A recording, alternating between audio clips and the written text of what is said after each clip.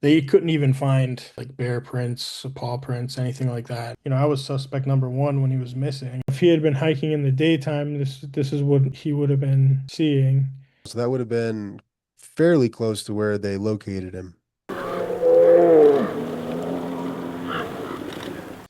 On the night of May 3rd, Anthony Polio had just arrived in Glacier National Park. It was to be the final stop on a weeks long trip with his friend Joey Kelly. Anxious to reach a Firewatch station for sunset, Anthony struck out alone on the Mount Brown Trail and disappeared. His body would be found a few days later, his can of bear spray a short distance away. And the cause of death? A bear attack. The first fatal bear attack in Glacier National Park in almost 30 years.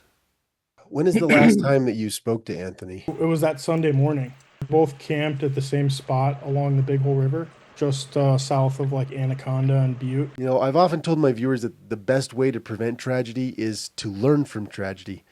But, at times that can be a very difficult line to walk because we're talking about actual people with friends and family. And I don't want to lose sight of that. I really, really don't. And that comes largely from some of my own personal experience. I realize how quickly things can go wrong.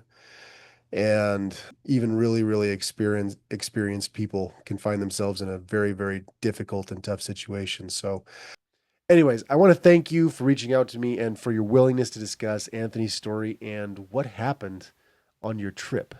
Kind of reiterate some of the points that you make in your show. I watched several of the episodes, really talk about, the legacy of Anthony and that he wasn't just, the average tourist. So this really could happen to anybody. Like, what was this trip about? It seems like you guys were traveling kind of the west, but I'd love to know, like, where did this trip start? What was the vision for this? Well, it was a few different things. Mainly we both wanted to go out and pan for gold and do all the typical like Southwest Montana activities, right? Yeah. Uh, hit the Big Hole River, do some fly fishing.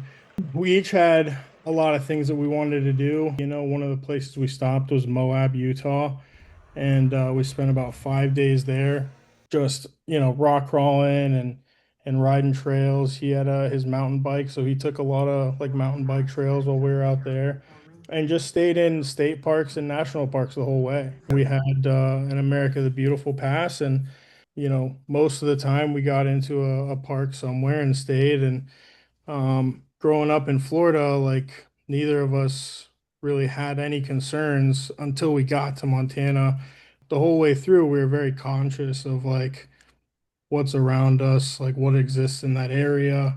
And we would talk about it at nighttime, especially around the campfire. When you're surrounded by darkness and you're hearing unfamiliar noises, you're trying to like kind of figure out what those are. You know what I mean? And you Yeah. sit and talk about it. So when you say talking about kind of the things that were out there, did you guys specifically discuss bears? Oh, for sure. We actually got bear spray as soon as we got to Utah. I have a concealed weapons permit in the state of Florida, and so I carry with me pretty much wherever I go. In certain states, there's reciprocity, certain states there isn't, and there, you have Yeah. to abide by different rules. But like, luckily, Montana is constitutional carry, and so while I was in Montana, I always had firearm as well as bear spray on me. But Anthony was riding along with me and only had the spray. So, but we both trained like pretty much how to use it quickly. How to get it out of the Yeah. holster. We would find places on our gear to secure it like pretty well so that it had that kind of grip as you would rip it out of the plastic holster. So you say plastic holster. Were you guys carrying the UDAP bear spray with, I think they call it their Grizz Guard? Yeah. Holster, and then this would be the brand. And Yep. so this was a two pack actually. This is the twin of the one that Anthony had on him. We would both kind of have our own place on our gear that we would keep it.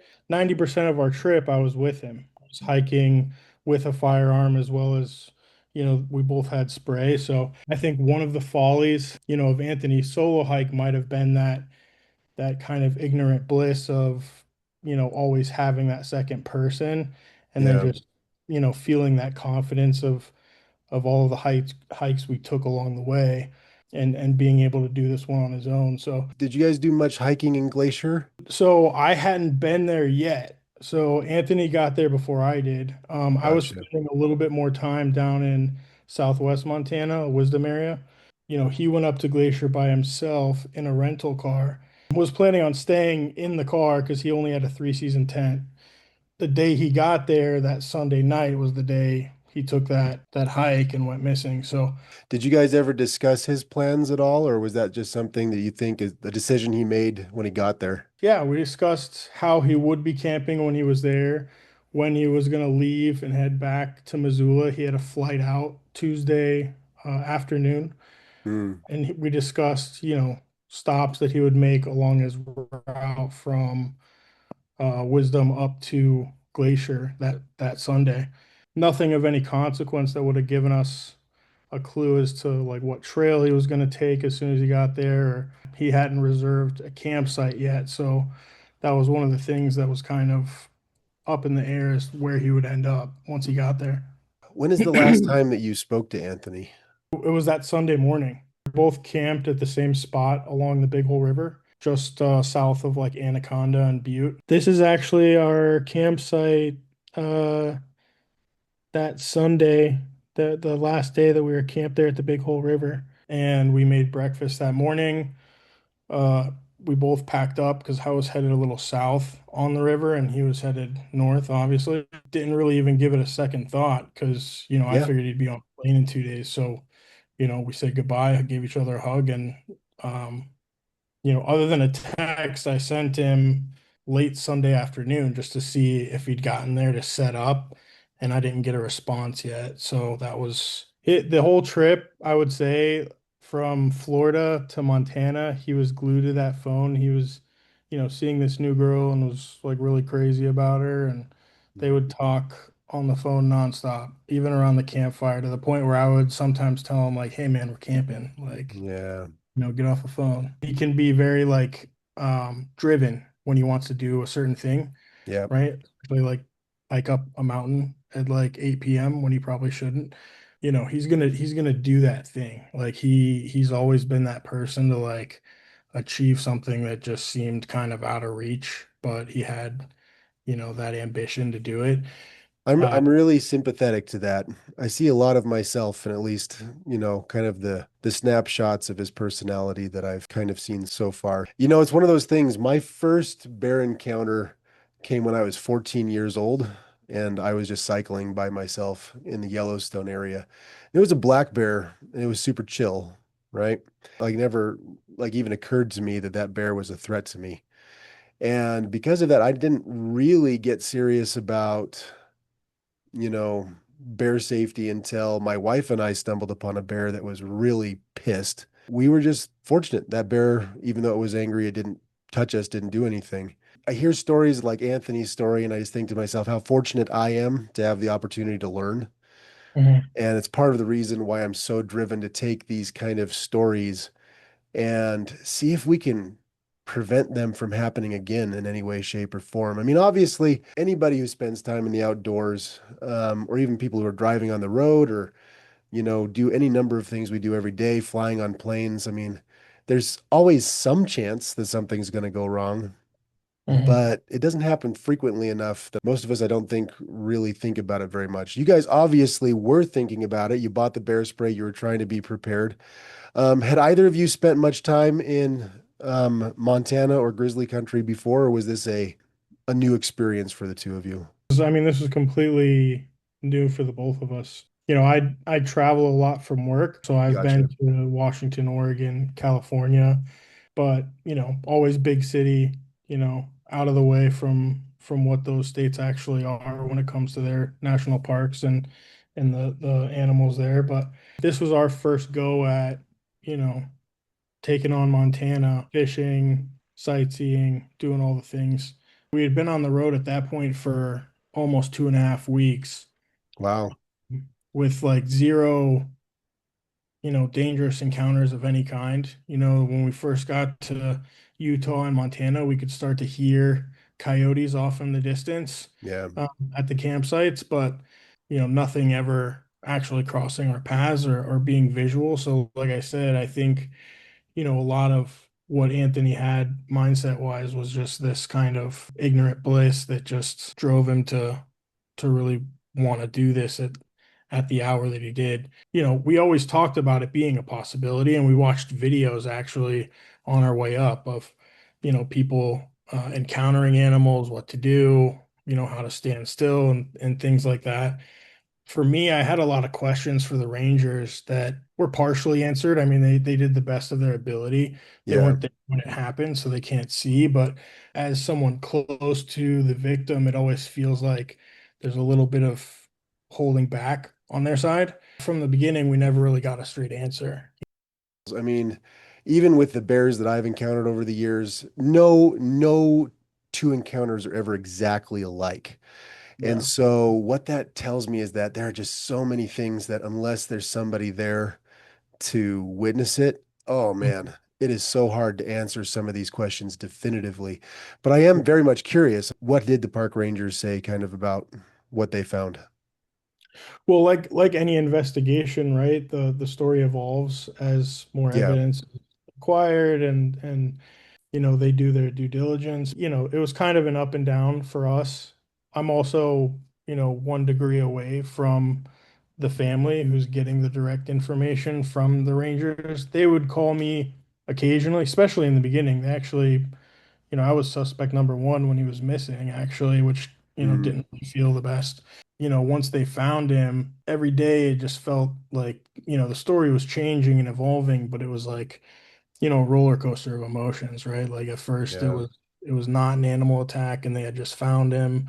And then as time went on, the coroner did their job and um, found the evidence of the bear attack and how the body was kind of collapsed in that way. I don't want to speak too much on it, but it was hard, One of the first things they had found was his bear spray that had been deployed, which to me didn't make sense if like, they were telling us it wasn't an animal attack, but he had his spray out and it was, off on the trail. It had been deployed and empty, but it was weird. Because you have the kind of the mated pair or the twin pair of bear sprays, did they confirm that it was the Grizz Guard?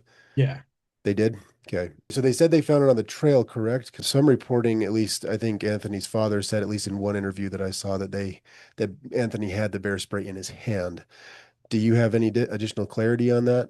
What they told me in the exiting interview, I had to, go pick up Anthony's things at the park at the ranger office, and they sat me down and kind of walked me through what their thought process was on the timeline. And, they found his bear spray about 20 or so yards off the trail, and then Anthony was another 20 Hmm. yards beyond that.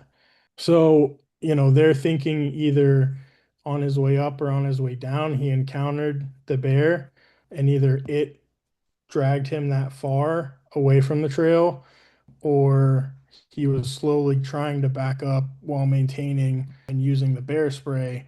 But once he got about so distance away and the spray had been depleted, the bear was still on approach. And so there was no like true mauling marks, like scratch marks or bite marks, really. So that's why it was hard for them to really determine at the beginning like what had happened. But Hmm. we can only speculate because, like you said, nobody's there. Yeah.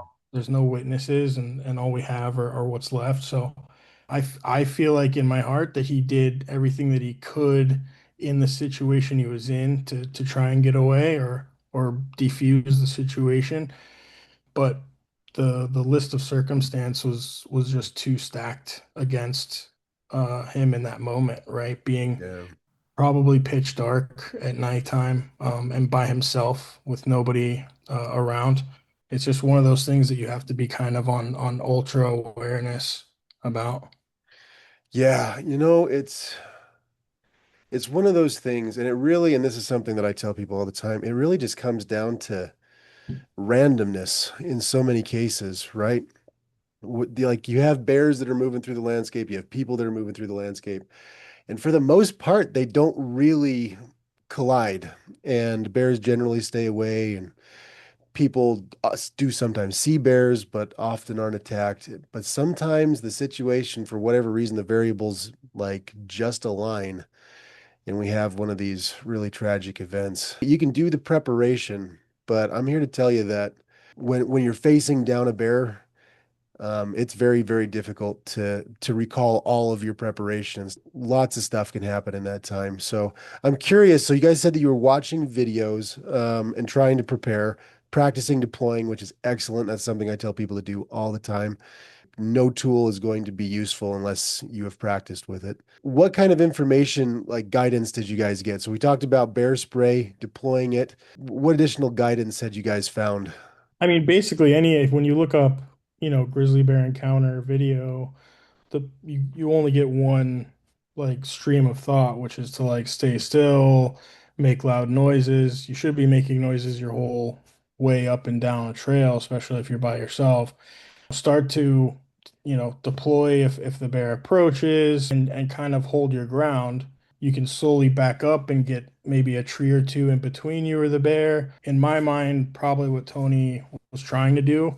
They say right around that area in the trail, it's a lot of switchbacks, so it would Yeah. have been hard kind of to see anything coming up or going down at the same time you were if you're by yourself with a single light or something. The main rule in all the videos is having more than one person, right? A group of people, especially experienced people with that area. So I don't remember if I asked you already. Have they confirmed that the bear spray canister was in fact empty? They didn't confirm it was empty. They confirmed it had been deployed Gotcha. and used. Gotcha. So not necessarily empty, but I know every person who's probably listening, and obviously, I just long to know these details just so that we can better understand Anthony's story and help other people, learn from it. That's a difficult riddle, man, to have a canister that's deployed. I mean, what does that mean? Does that mean that it was just taken out of the holster? Or does that mean that it was partially sprayed? Or does that mean it just seems like that could be interpreted in so many different ways? And I understand that it's got to be a frustration to not have those answers. in the moment, I guess I can say that I was still pretty much in shock. Yeah. Um, it was like a surreal situation having to be at the ranger station and pick up these belongings of my friend. I didn't ask nearly enough questions. But from what I got, the words that she said were deployed and used. So he did Mm, spray it. He did try okay. and use the spray. Um, whether he used the whole can or not is up for grabs. But we were just super relieved that it wasn't a bear attack, it wasn't an animal attack, Mm, right? From the lack of like obvious like wounds or anything. But the story evolves and you kind of want to get as much information as you can, but they couldn't even find like prints around the area, like bear prints, paw prints, anything like that. No tree markings or anything. So was the area pretty dry at the time? it was, yeah. Yeah. I went up the trail like I want to say like 4 or 5 days after they found Mm, him, just to see it for myself, the area. yeah. And it was dry the whole way, just tons of deadfall all around.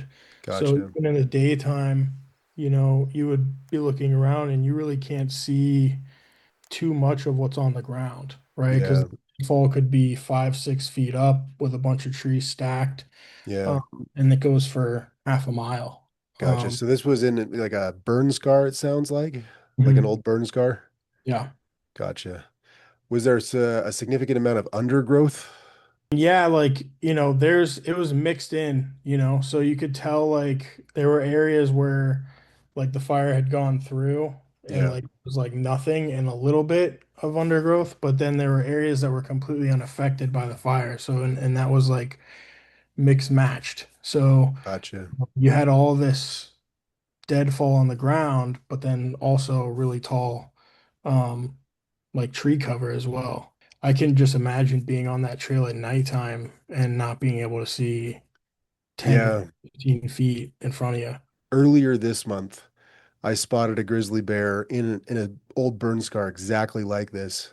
literally laid out on top of some deadfall, just napping in the middle of the day. And even in broad daylight, it was very difficult to pick that bear out of the landscape. Not that I'm saying that's what happened, because I have absolutely no idea how Anthony encountered this bear.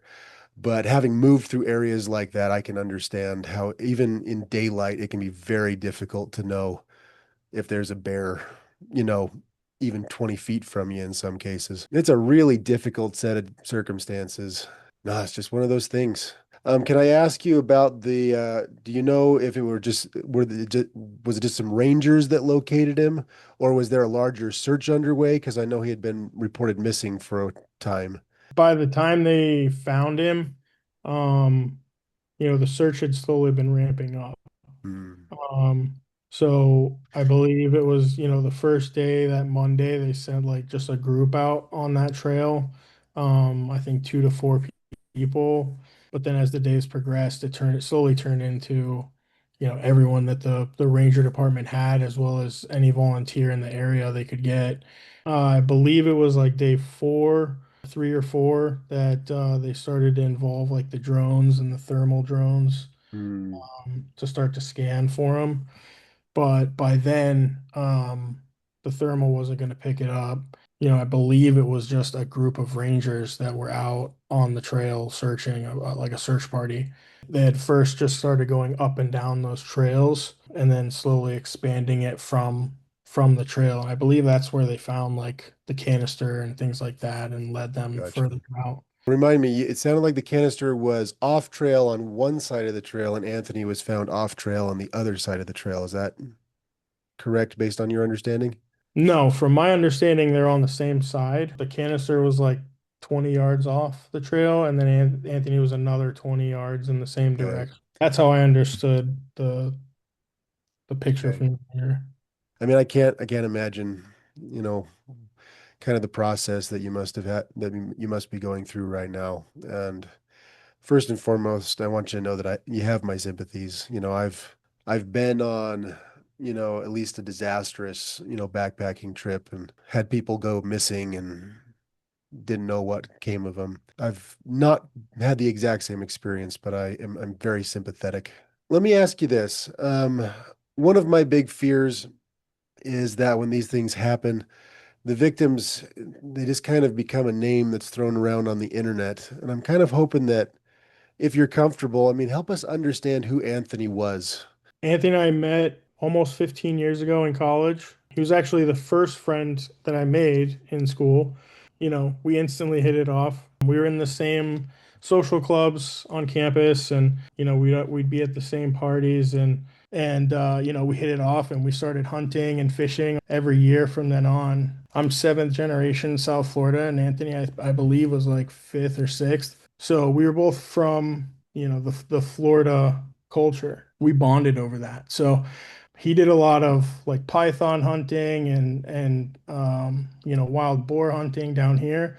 We've got some bears, some black bears, 300, 400 pounds, but they're managed pretty well down here. We had our hands full, fishing and riding swamp buggies, through his land. He had a lot of brightness, man. Like every situation, every bar you would go into or campsite we would visit along the way, he'd be the first person striking up conversations with the locals, getting, the good details on where to camp, where to eat, what to do, kind of the life of the party without needing that attention, just like driving that energy.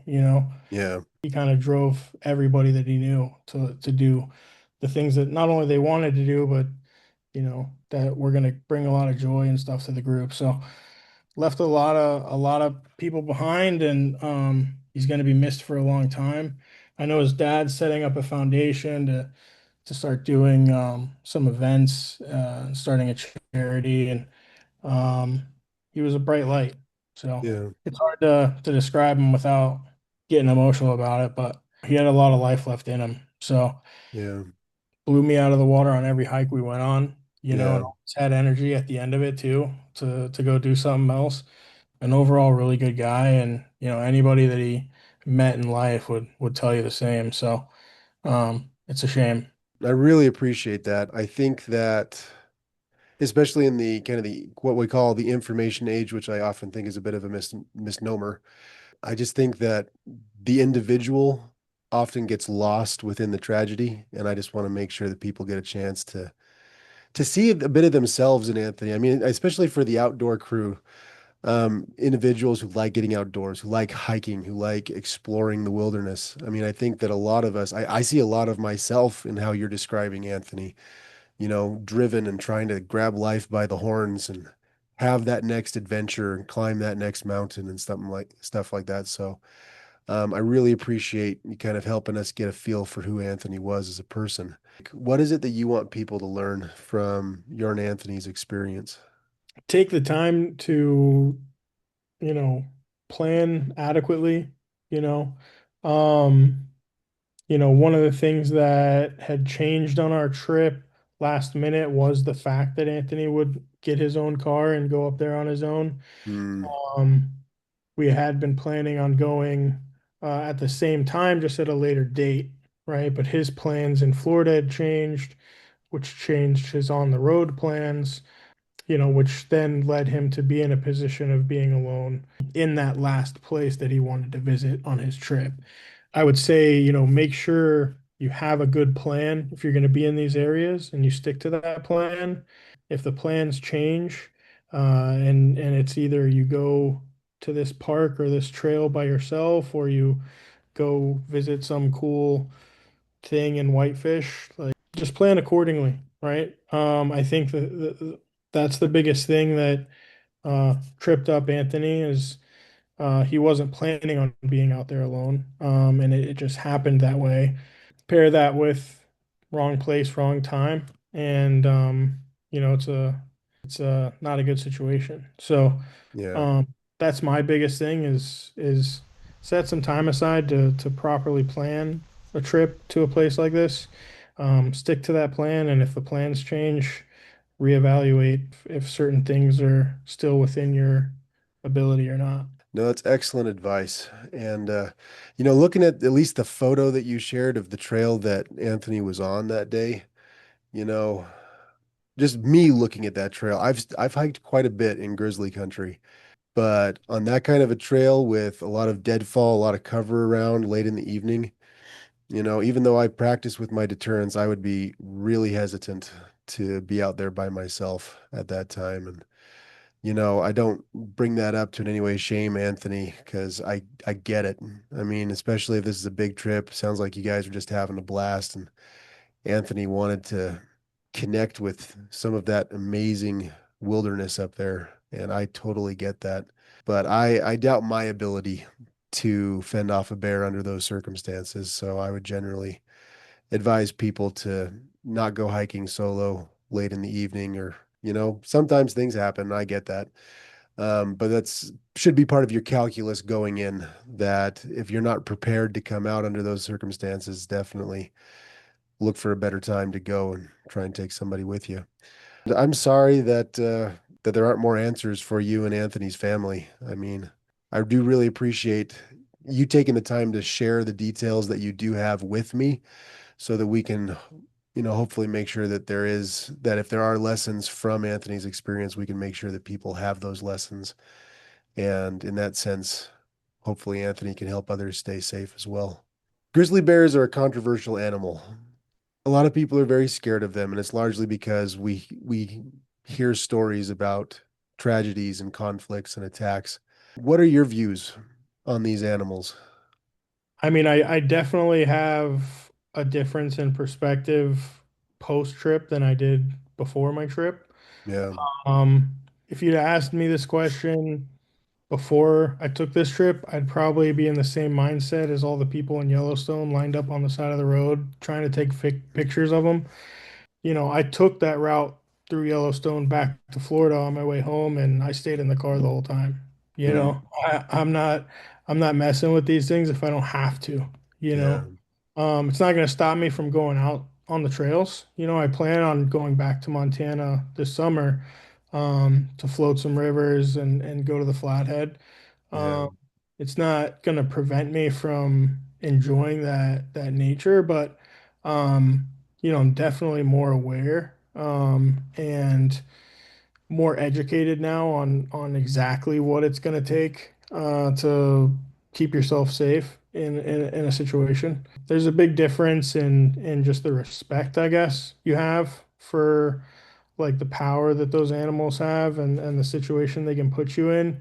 Um, you know, it's like swimming in the water down here in Florida, man. Like you guys got land sharks out there, you know, Yeah. you're not messing around. So it's a learning experience for sure. It's just one of those things that you kind of, you wish you don't have to learn so close to home. Yeah, for sure. And so I know when people go through Yellowstone or even in Glacier, I've seen bears in Glacier. And a lot of people kind of see them from the roadway, and those bears are typically pretty chill. There's normally a lot of people around, and because of that, like places like Yellowstone, they haven't had a serious conflict with a bear in a developed space for a very, very long time. Um, it's mostly when you enter the backcountry. That's when the likelihood of something happening tends to jump quite significantly, and that would seem to be illustrated by Anthony's story as well. It's not that they're waiting around every corner to get you, but the likelihood of running into one and startling it when it's not expecting you tends to go up there, and that would seem to be the situation that Anthony found himself in. I just wanted people to know like the amount of experience that Anthony came to the table with, when he went out there, and he wasn't just an average guy with, zero outdoors experience trying to hike this trail. He was an experienced outdoorsman, hunter, fisherman, in the right set of circumstances. Anybody out on the trail would have faced a similar, if not, worse situation. And the main goal of mine is to give a little backstory and let people know that, you know, there were mistakes made, and there's certain things that definitely would have and could have uh, been done better.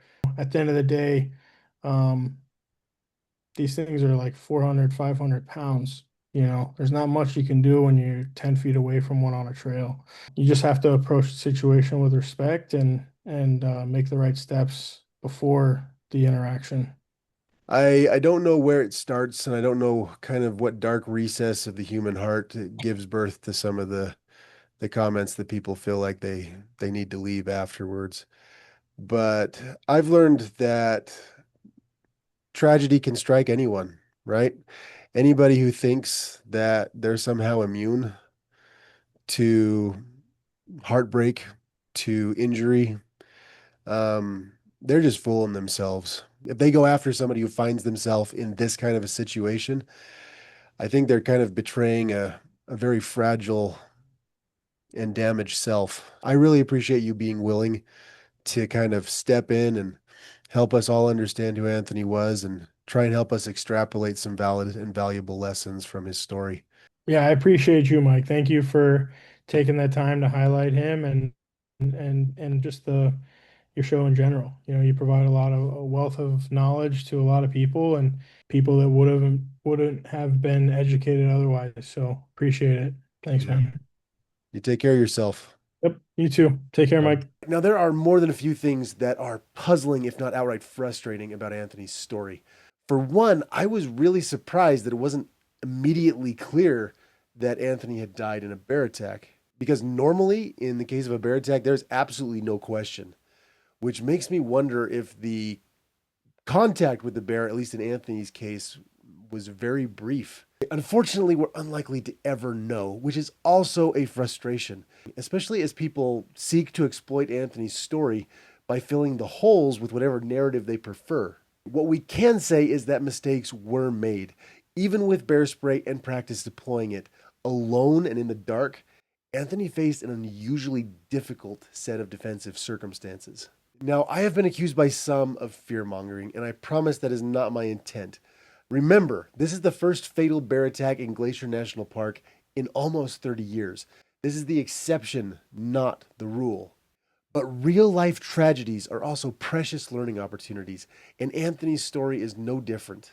I promise you, there were hordes of people who put even less thought and preparation into their safety than Anthony did. We shouldn't be trying to blame the victim. What we should be trying to do is understand what could have been done to affect a better outcome. And that does require an informed conversation. So I hope you learned something. I'm incredibly grateful to Joey for helping me out with this project and helping all of us fill in the picture just a little bit more.